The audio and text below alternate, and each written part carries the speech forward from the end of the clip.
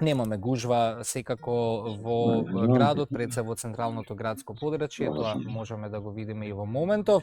Доминира зелената боја на улиците и на булеварите, почнува утринската раздвиженост во главниот град, во следниот пресек за половина час ќе кажеме каде во утринските часови ќе има поголем метеж, а сега сообраќајната слика во живо како изгледа во нашиот град. На државните патишта се вози без проблеми, информираат утрово и од Автомотосојузот на Македонија. Интензитетот на сообраќај на патните правци надвор градските средини е умерен, а на граничните премини од македонска страна немаме подолги задржувања за влез и за излез од државата, додаваат од Автомотосојузот на Македонија. Ако ги имаме табанови за породица, може да погледнеме каква е состојбата таму. Гледаме, што би рекла Кристина, сонце на југ, а на север имаме се уште малку повеќе облачно време, но ете се гледаат и сончевите зраци и на табановци.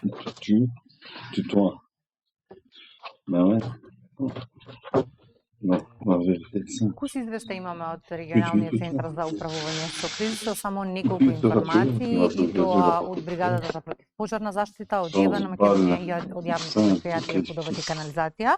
Ќе почнеме со пожарникарите од бригадата за противпожарна заштита, известуваат дека во текот на изминатото денонокие бележат 3 интервенции, гасна летуќа, една бандера и ѓубришта. Се надеваме дека нема да имаат полни раца работа во текот на денешниот ден. Од ЕВА на Македонија пак само едно известување за денешниот ден, и тоа во периодот од 11 часот до 13 часот електрична енергија нема да имаат корисниците од викенд населбата во селото Кучково во општина Ѓорче Петров, а никакви најави нема ниту од јавното предпријатие Водовод и канализација за денешниот ден.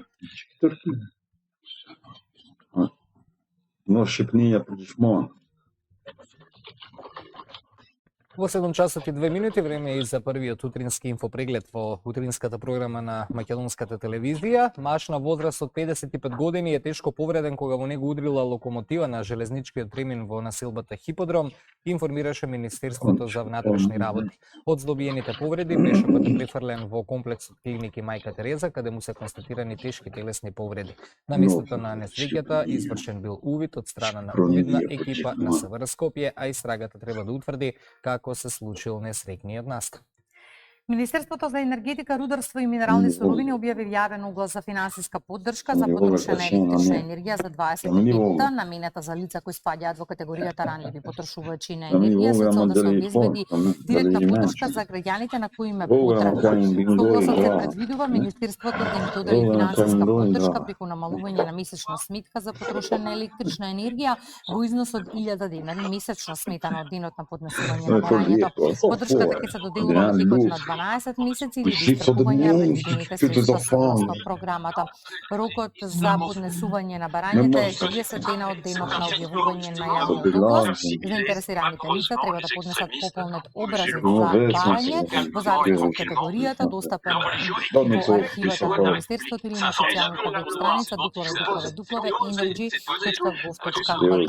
Со барањето потребно е да се достават изјава заверена на нотар за точност на приложената документација, фотокопија од решение за стекнато право на посебен додаток или на домашно здружување, фотокопија од последната сметка за потрошена електрична енергија, лична карта за барателот и доказ за останатите членови семејството. Финансиската поддршка е наменета за домаќинства со едно или повеќе лица со попреченост, корисници на посебен додаток согласно Законот за заштита на деца, чиј искупен нето доход во 2024 на месечно ниво, него намерено во износот од 32.000 денари за домаќинства. Финансиска помош може да добиваат и згрижувачи кои згрижуваат едно или повеќе деца во својата семејство. Надпреварот што требаше да биде кулминација на европската ракометна сезона за македонскиот клуб Алкалоид не се одигра. Европската ракометна федерација официјално соопшти дека реванш-финалето од европскиот круг Атина е откажано поради безбедносни причини. Иако нема официјална потврда од клубот, според достапните информации, грчкиот институт надпреварот потврди од свој своите навивачи.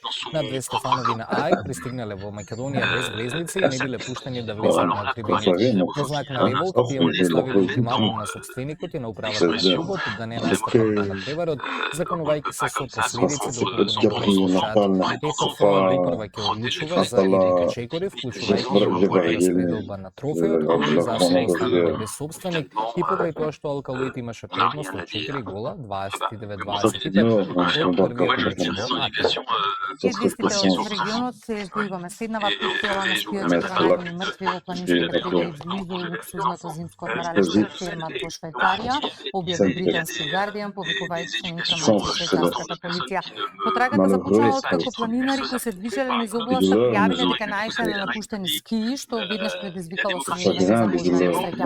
По дојавата на терен биле испратени хеликоптери, спасувачки екипи кои пребарувале дел од Алпите во близина на Италија. Според првичните информации не е познато дали жртвите биле дел од истата група или се работи за одвоени случаи, или пак се работи за лавина, пат или смрзнување. Властите не исклучуваат ниту една можност, а истрагата продолжува. Фермат, популарна дестинација за зимски туризам и летни скијачи, е познат по своите стрмни патеки и сурови временски услови, особено во пролетните месеци, кога топењето на снегот може да предизвика нестабилност. Fatmine macaron, que je sais de macaron. D'accord, ok, je sais de macaron. Pas charmant. Иако сме ние тука на позиција за линковски вклучувања, што прават колегите на терен, што се случува надвор, имаме ли се уште сонце или повеќе да се порадуваме половина час и повторно облаци. Добро утро за нашата екипа во главниот град, колешката Симона Бочваровска, веќе на првата позиција, добро имаме сонце. Симона, добро утро, посакуваме убав старт на ова нова работна недела. Ние пренесуваш првата утринска слика од главниот град, на која локација сте во моментов и каква енергија циркулира таму каде што се наоѓате? Добро утро, Вана, што имаме сонце, тогаш навистина има и убава енергија како за почеток на работната недела.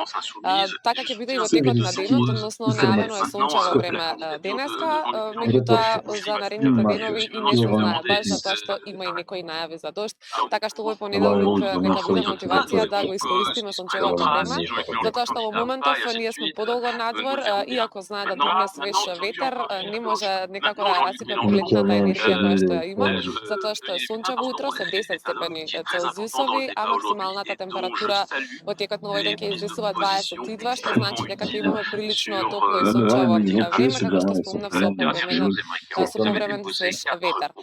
Така што ние се наоѓаме ова утро на булеварот Партизански одреди за да ја пренесеме и првата утринска слика, односно да опишеме како изгледа почетокот на работната недела во Скопје. Би рекла дека раздвижено, веќе автомобилите циркулираат низ овој дел од градот, а она што забележав е дека имаме се повеќе пешаци, што не е воопшто чудно со оглед на временските услови. Надвор, голем дел ученици кои што се упатуваат кон своите училишта, велосипедисти, пешаци повозрасни кои што ги забележав дека одлучиле овој понеделник да им започне со кафе во раката и со пешачење, што е навистина одличен момент за активности на отворено во овие утрински часови и за да се избегне првиот сообраќаен метеж, меѓутоа и за да се искористат сончевите зраци кои што викендов очигледно не достигале на сите. Нема некој застој на оваа локација, иако булеварот Партизански одреди знае да биде многу погусто после 7 часот и 30 минути. Сега е навистина проводно и доколку сега некој од гледачите го напушта свој дом, поминува од тука, веројатно дека ќе помине брзо, но за кратко од сега ќе биде и навистина по-проблематично за да се движиме брзо и едноставно во Скопје, па излезете на време. Тоа е советот всушност како и секој ден. Убав понеделник во одводност на тоа што ние го гледаме и чувствуваме, релаксирано е тука на оваа локација. Се наоѓаме веднаш исто така до итната медицинска помош, односно Букурешта исто и 8 септември, па овој дел знае да биде и пораздвижен во текот на денот, токму заради Тоа, Hvala, односно neko je пациентите кои што треба да дојдат тука, обично го nov прават Srbiji, рутинскиот nov блок за порано да Македонија, завршуваат nov обврски, па Тркија, за паркинг може да биде и поспецифично на оваа локација. Излезата на време, како што спомнав, доколку движите низ овој дел од Скопје. Спомнав, ние се наоѓаме пред наша медицинска помош, затоа што и второ делинговско вклучување ќе биде токму од таа локација.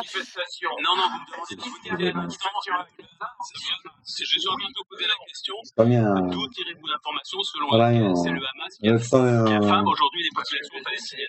akcepta totalmente. Jean-Jacques Bourdin en direct sur Sud Radio. Le député Come américain dicevi, ma était invité sur le Il plateau de portavoce del Sud Radio Cremlino, afin de Dmitry Peskov, répondre aux commenta questions de le Jean-Jacques critiche di Bourdin. Trump Mais rivolte nelle c'est ultime scusa, ore al io presidente sono russo bene, Vladimir no, Putin, sicuramente. ma si dice grato a Trump per la Come voglia si di dice, negoziati.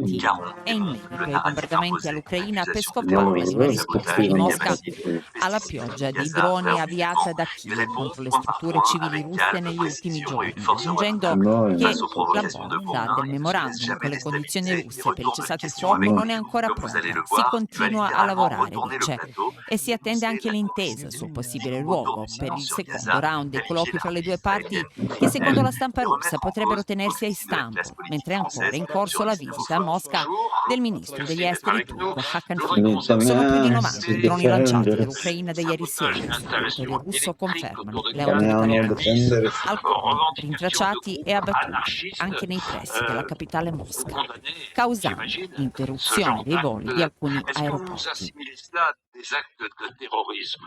Ed ora il conflitto in Medio Oriente, ancora strage a Gaza con raid israeliani su una scuola, almeno 36 morti. Continuano intanto gli aiuti umanitari, anche se con il contagocce, come dicono le stesse ONG internazionali, sono del tutto insufficienti. E intanto la trattativa serrata continua tra Hamas, Israele e Stati Uniti per il cessate il fuoco. E l'inviato americano Witkoff parla di sviluppi entro 48 ore. Sentiamo Raffaella Cosentino. Quello che resta della scuola a Gaza City, rifugio degli sfollati, è ora un cimitero, sventrata da 4 missili israeliani, dice Mossab. Stavano dormendo quando è arrivata l'apocalisse. Di macerie, paura e corpi smembrati è fatto il racconto di Farah. Non ce l'ha fatta questa bambina di pochi anni. È inconsolabile la donna che la stringe a sé. Gli attacchi visti dai bombardieri israeliani. Lo Stato ebraico afferma di avere colpito Hamas e annuncia un attacco senza precedenti a Khan Yunis. La famiglia Abu Jarad è stata costretta per la 10ª volta a fuggire. Hanno fatto spazio tra le macerie per piantare la tenda. Sfollamenti massicci e tendopoli sovraffollate. Ci sono bambini sfigurati, bruciati e feriti al cervello in terapia intensiva. Conferma da Khan Yunis, Medici Senza Frontiere, e dice che 900 camion di aiuti aspettano di entrare, ma Israele restringe l'accesso. Protesta l'OMS, nessuno dei suoi camion è ancora entrato e le scorte di medicine sono esaurite.